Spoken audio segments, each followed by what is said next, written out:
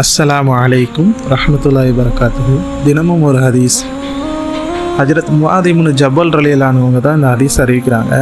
நபி ஸல்லல்லாஹு அலைஹி வஸல்லம் முஆத் இப்னு ஜபல் ரலியல்லாஹு அவங்களுக்கு ஒரு 10 உபதேசம் செஞ்சுருக்கிறாங்க. அந்த 10 உபதேசத்தையும் வரிசைப்படி பார்த்துருவோம். முதலாவது உபதேசம் என்ன செஞ்சுருக்கிறாங்கன்னா, நீர் கொல்லப்பட்டாலும் தீயில் எரிக்கப்பட்டாலும் அல்லாஹ்வுக்கு எதையும் இணையாக்காதீர் அப்படின்னு சொல்லியிருக்கிறாங்களாம்.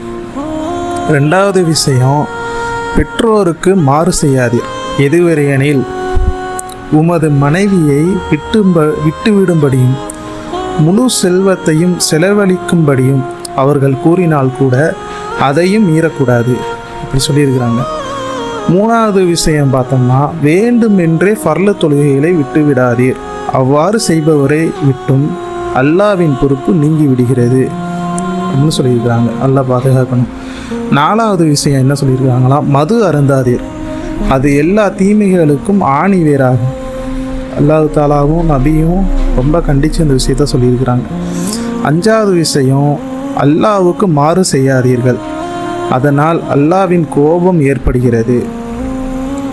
ஆறாவது விஷயம் என்னன்னு பார்த்தோம்னா, உமது படையினர் ஒரு போருக்கு போகிறாங்க, உமது படையினர் அனைவருமே இறந்து விட்டாலும் எல்லாருமே சகிதாகிட்டாங்க. அப்படி இருந்தாலும் கூட அந்த களத்தை விட்டு ஓடிவிடாதீர். அந்த களத்தை விட்டு ஓடிடக்கூடாதான். இருந்து போர் செஞ்சு சகிதாகணும் ஒன்று, இல்லைனா வெற்றி அடைஞ்சிட்டு வரணும்னு சொல்கிறாங்க. ஏழாவது விஷயம் ஒரு இடத்துல காலரா போன்ற நோய்கள் பரவி மக்களை மரணமடைந்தாலும் அந்த இடத்தை விட்டு ஓடாதீர்கள். ஏன்னா அந்த நோய் பிற இடத்துக்கு பரவிடும். அதனால் நபி ஸல்லல்லாஹு அலைஹி வஸல்லம் எப்படி சொல்லியிருக்காங்க பாருங்கள்.